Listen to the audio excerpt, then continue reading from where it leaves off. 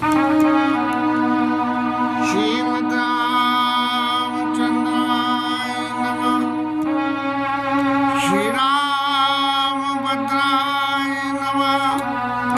श्री सीता नमः।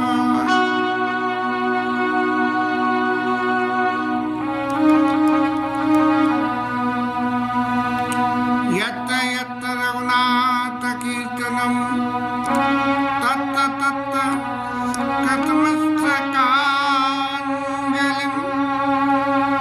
बाष्पवारि परिपूर्णलोचनं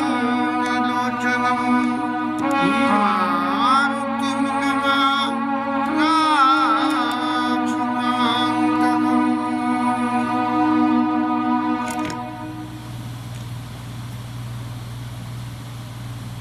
कल मेघनाथ सही मायने में तो ठिकाने लग गए। अल्टीमेटली जहाँ जाना था लीला तो बहुत सारी है, लेकिन राक्षस लीलाओं का कहाँ तक वर्णन करें। हमें तो राम जी के चरित्र, उनके प्रताप और प्रभाव का वर्णन करना है। अब मेघनाथ के बाद रावण महाराज लड़ाई लड़ने आए और दुनिया भर की बातें पैदा हुई बीच में, जिनमें रावण को मारने के लिए राम जी महाराज ने जितने भी यत्न किए वो सब सफल नहीं हो रहे थे। क्यों? कि सबसे बड़ी बात ये थी कि रावण के नाभि में अमृत कुंड था और अमृत जो है वो किसी को मरने नहीं देता है। जब कोई मरने जा रहा हो तो अमृत उसे जिंदा कर देता है। राम जी उसके सिर काटे हैं और काट के दूसरे उगिया में। ऐसी लीला में बहुत सारा युद्ध हुआ है और ऐसा ऐसा युद्ध हुआ कि इनका वर्णन कहाँ तक करें।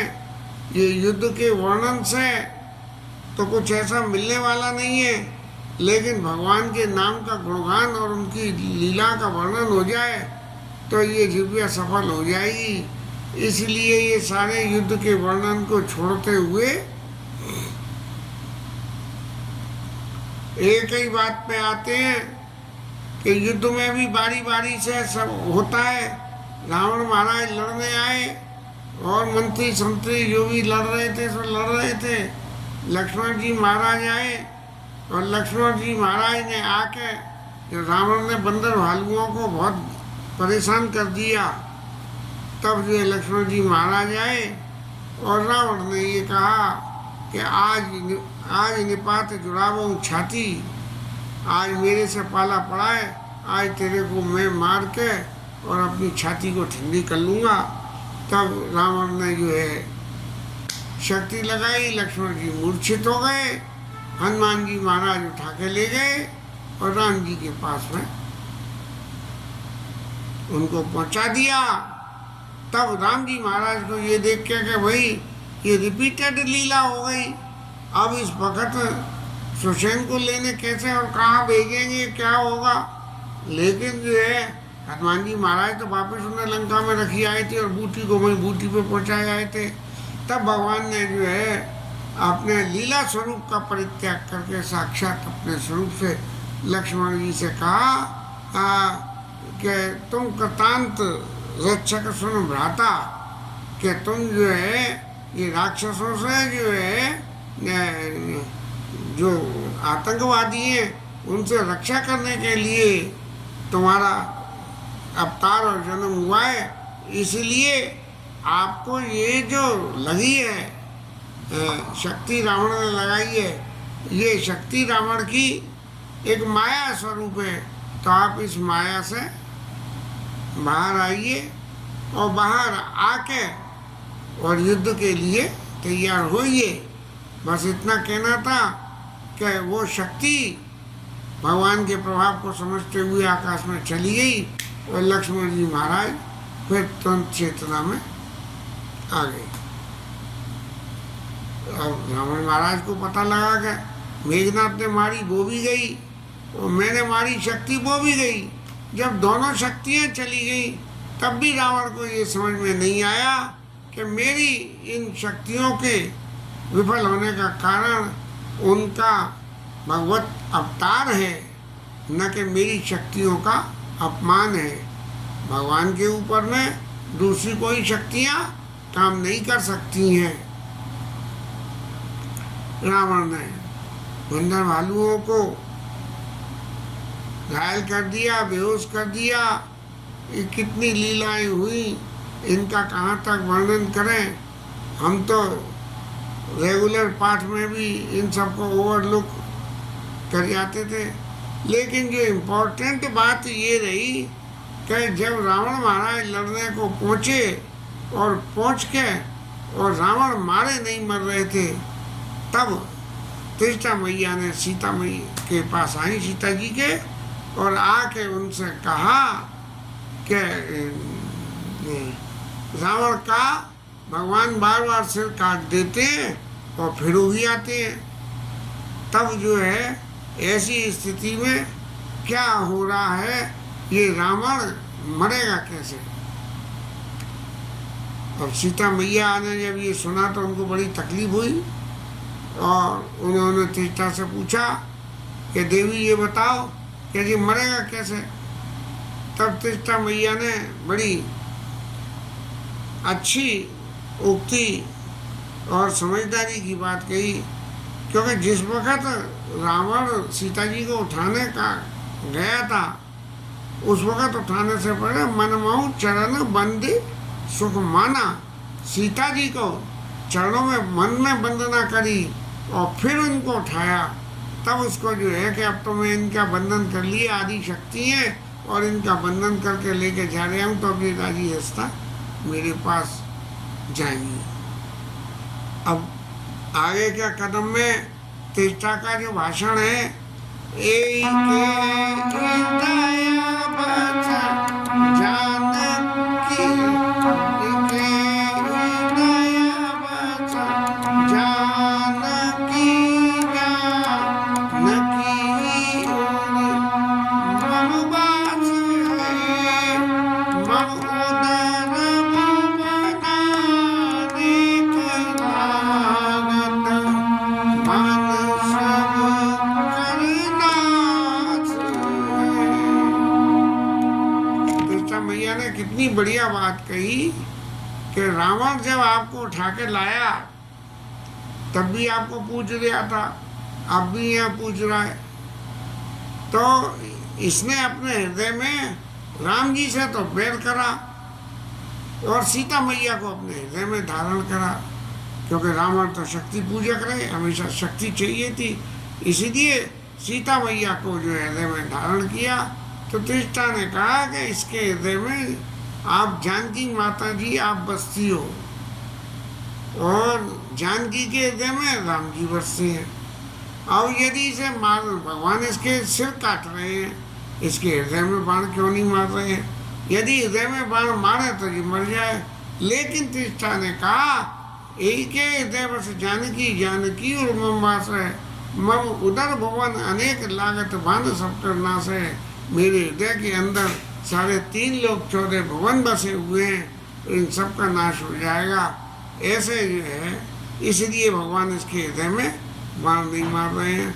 अब जानकी मैया को तो बड़ी चिंता हुई कि भाई मैं तो इनके हृदय में हूँ नहीं, मैं तो डुप्लीकेट हूँ, असली तो सीता जी अग्नि में प्रवेश करें और करी हुई है, और वो वहाँ से जो इसके हृदय में बस रही है। तो अब जो मरेगा कैसे देवी, ये तो बताओ। तब जो है उन्हें सुने बचन हर्ष विषाद बस अति देह की पुनि त्रिष्टा कहा, अब मरी रिपु ए विद सुने सुंदर तजई संशय महा। अब आपको लग रहा है कि ये जो है मरेगा कैसे, तो बताती हूँ कि बार बार काटत सिर होइए विकला छुट जाइए तब ध्यान, तब रावण देव मरि राम सुजान। बार बार सिर काट के जब ये विकल हो जाएगा तो जो है तब इसमें तुम्हारा ध्यान छूट जाएगा और तब भगवान उसके हृदय में बाण मार। अब तीर्था तो अपने घर चली गई। उसका हमेशा का एक ही बात है कि समझा के और चले जाना, मोटिवेशन करने करके। आजकल कथा कम होती है, मोटिवेशनल क्या बोलते हैं, मोटिवेशनल मोटिवेशनल आइडिया देते हैं जिससे आदमी का मनोबल बढ़े। अब सीता मैया को तो जब रावण से मरेगा नहीं तो वापस जाएंगे कैसे, और मेरे को अपना ओरिजिनल स्वरूप कैसे मिलेगा, तब विचारी करी रही थी। तभी उनके बाम अंग फड़कने लगे, बस बाएं अंग बाम अंग फड़कने लगे। तब माने जैसे कि वो ये कह रहे हो कि मिले ही राम सगुन शुभ होई, इसलिए देवी सब कुछ अच्छा ही अच्छा होगा, आप उसकी चिंता मत करो। अब रावण महाराज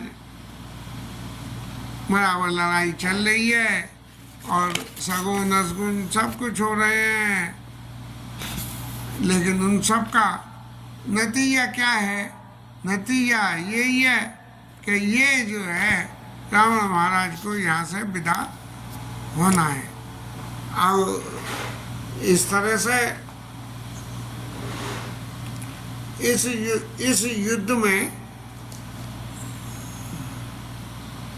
युद्ध में विभीषण महाराज की थोड़ी सी कहना चाहिए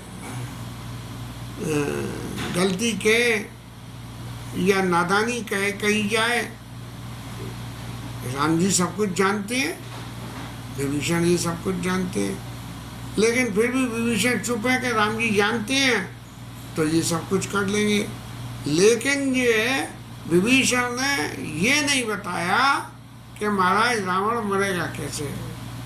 अब वो जो कहते हैं घर को भेदी लंका ढाए, ये कहनावत बन गई, तो वो जो है विभीषण महाराज चुपचाप रहे। अब रावण ने ये देखा कि बार बार सिर कट रहे हैं और मेरे लिए मरने की रास्ता अब तो तय हो गई, बोले सारे राक्षसों को मरवा के और मैं भी मर के और 3 जन्म द्विज वचन प्रवाना, 3 जन्म का था तो ये तीसरा जन्म होके और मेरा उद्धार हो जाएगा। ऐसी भाषा को, ऐसे विचार को लेके रावण महाराज जो है लड़ाई में आए और उन्होंने कहा कि आप सबसे पहले घर के भेदी लंका ढाई का ठिकाने लगाओ, जिससे ये मेरा भेद नहीं बता दे। तब जो है उसने एक शक्ति का एक बाण विभीषण के ऊपर छोड़ा कि विभीषण महाराज को ठिकाने लगाओ।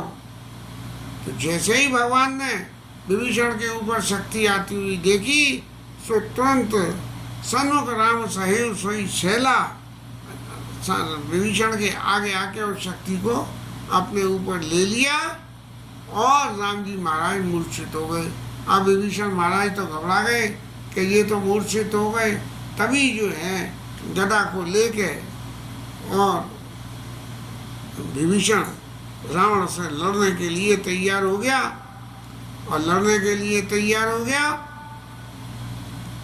तब रावण ने कही कि तेने अब तक तो और लोगों को, रावण से कही कि अब तक तो और लोगों को प्रहार करा, वो तो ठीक है, अब स्वयं प्रभु के ऊपर तेने प्रहार किया है, इसलिए मुझे भी, भले ही मेरा भाई है लेकिन मुझे अब भी मुझे शस्त्र उठाना पड़ा और अब मैं तुझे जिंदा नहीं छोड़ूंगा। ऐसा करके जो है रावण के हृदय में एक गदा मारी और महाराज रावण जो है बेहोश हो गए और वहाँ से युद्ध में से सारथी रथ को ले गया। फिर दूसरे दिन के युद्ध में जब आए तब विभीषण महाराज ने राम जी को कहा कि नाभि गंगा पीयूष बसिया के नाथ जियत रावण विभीषण महाराज ने कही। वो कहते हैं सोई करतूत विभीषण केरी सपने सोन राम उर हेरी, के सुग्रीव ने भी के बाली मोह परमित जस प्रात साधा मिले राम तुम समन विषादा वहाँ कह दी थी। और यहाँ भी ये सुग्रीव महाराज ने तो गोस्वामी जी ने लिखा कि इन दोनों की करतूती एक सी थी, लेकिन फिर भी ये भगवान के प्रति सरेंडर थे, इसीलिए भगवान ने इनका अपने संग में रखा। तब भगवान ने 31 बाण लिए, 20 भुजाएं काटने को, 10 सिर काटने को और एक उनके हृदय में ये मारे। और रावण महाराज की जय राम जी की हो गई। देवता लोगों ने ढोल नगाड़े बजाए और मंदोदरी ने रुदन करा। और मंदोदरी के रुदन का नतीजा क्या हुआ कि मंदोदरी को सही मायने में तो रुदन करने की कोई ऐसी ज़रूरत ही नहीं थी, क्योंकि वो तो सब तरह से समझा चुकी थी रावण को। अब नहीं माना तो जैसा करोगे वैसा भरोगे, इस तरह से। लेकिन मंदोदरी ने एक ही बात कही कि तुम्हें भले ही तुम नहीं हो, लेकिन तुम हूँ दियो निज धाम राम नमामि करुणा केवलम, के नमामि करुणा कोमलम।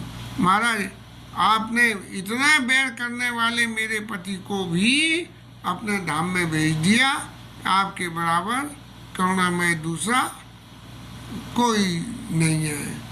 इस तरह से ये है। सब लोगों ने, मंदोदरी ने कितनी नीति सम्मत बात कही, और इसका जो है सब लोगों ने बड़ा सबने सुख माना।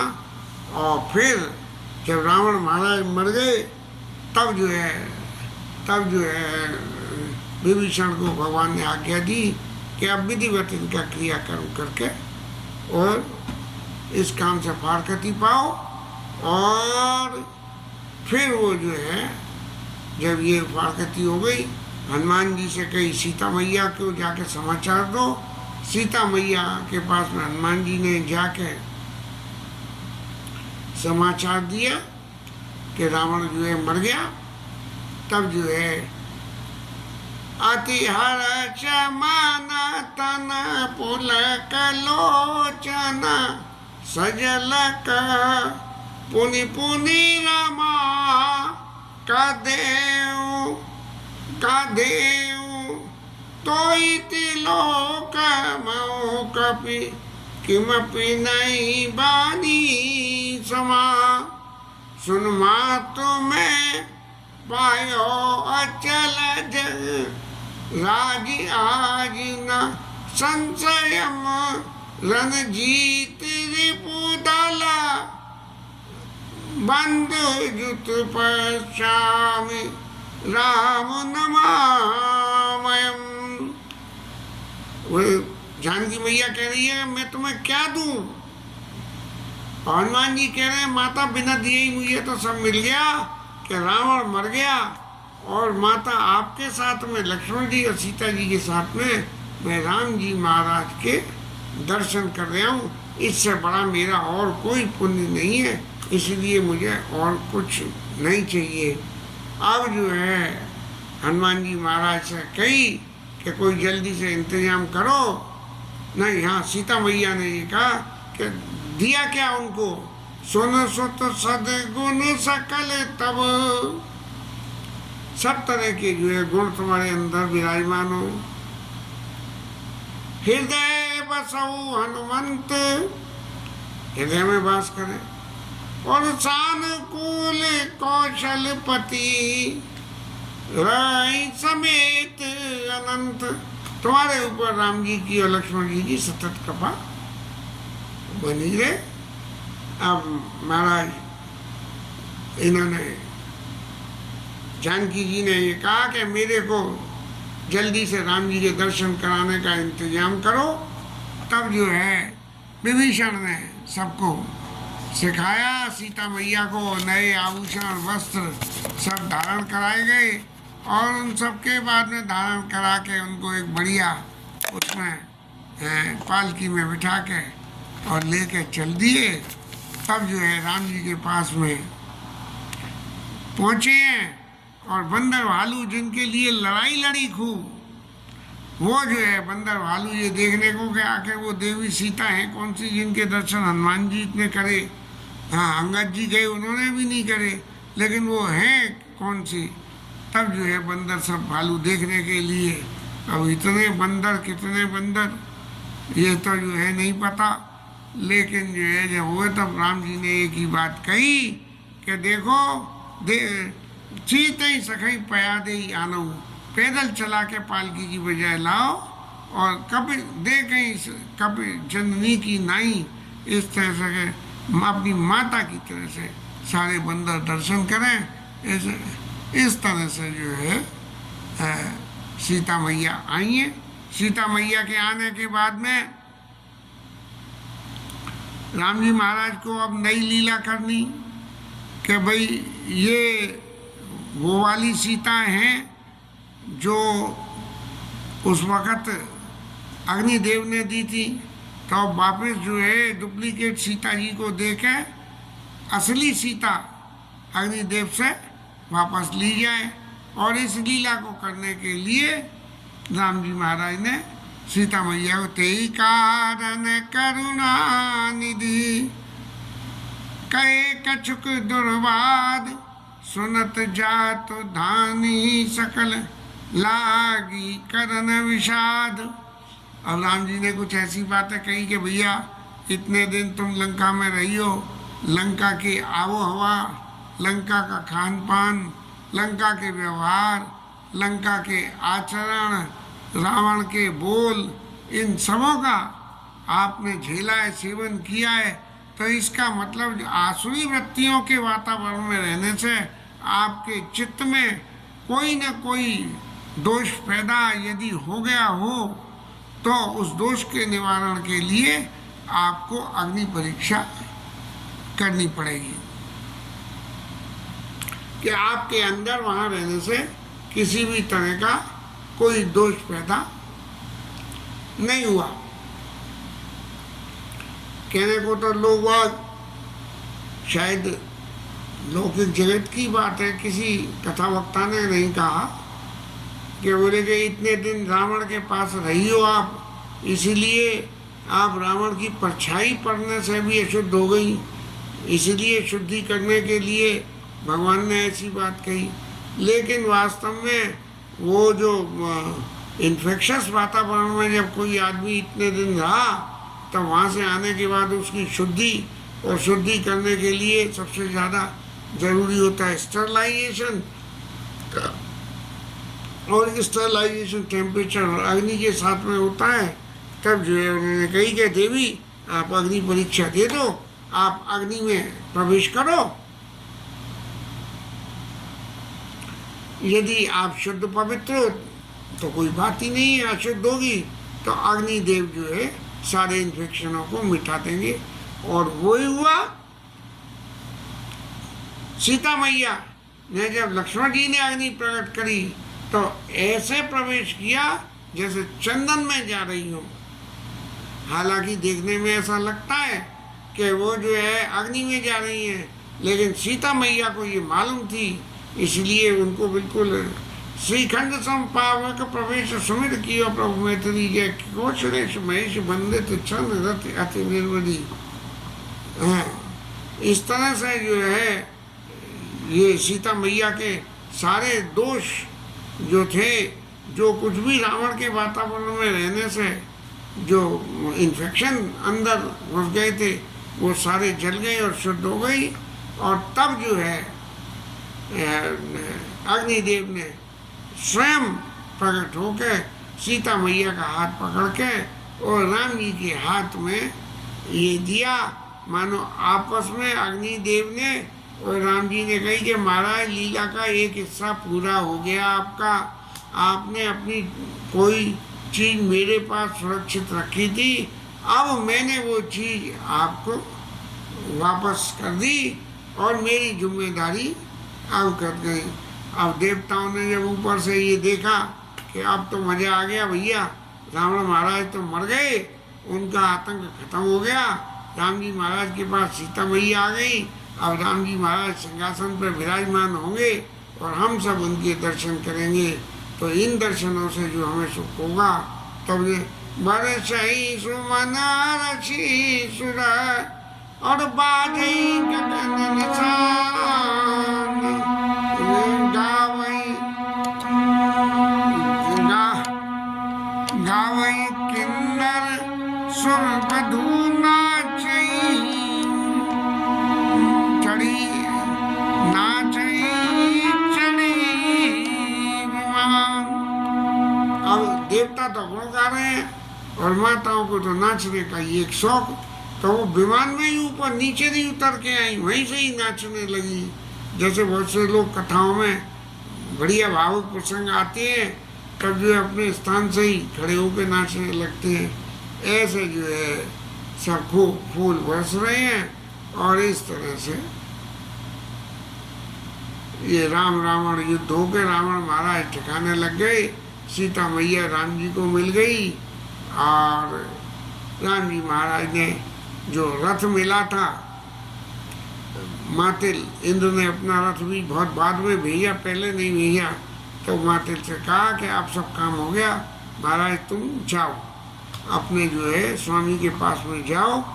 और मातिल जो है चला गया रथ लेके, उसको भी बड़ा दुख हुआ कि इतने दिन भगवान के साथ रह के जो नीति सम्मत बात संग की बात मिलती है उन सबको जो है। इसके साथ ये आज की कथा विश्राम लेती है। अब जो है देवता लोग नीचे आएंगे वहाँ लंका के रण प्रांगण में और भगवान की वंदना करेंगे, जिनका गान तान कल करेंगे।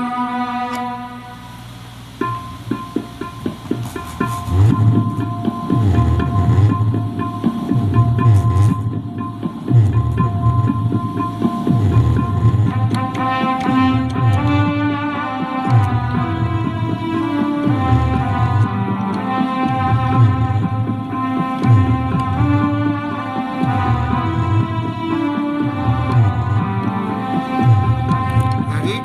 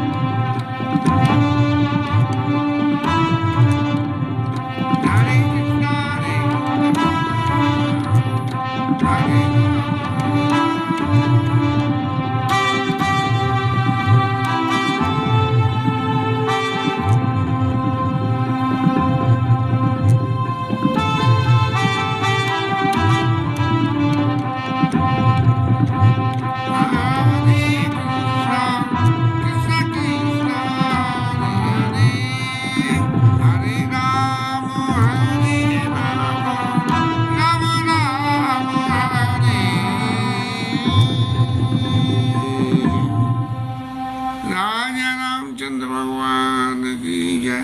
पवन सुत हनुमान की जय। उमापति महादेव की जय। श्री राजधरण की जय। श्री राधा रानी की जय। जय जय श्री